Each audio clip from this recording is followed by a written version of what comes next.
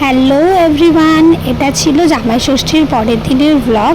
এই দিন আমি সকাল সকাল চলে গেলাম ক্লাস করাতে। যাওয়ার সময় তো যেমন গরম আর ফেরার সময় তেমন বৃষ্টি। তো এই দিন তারপরে কুশাল চলে এলো। এই দিনই হচ্ছে মানে জামাই ষষ্ঠীর পরের দিনই আমাদের জামাই ষষ্ঠী সেলিব্রেট হয়েছিল।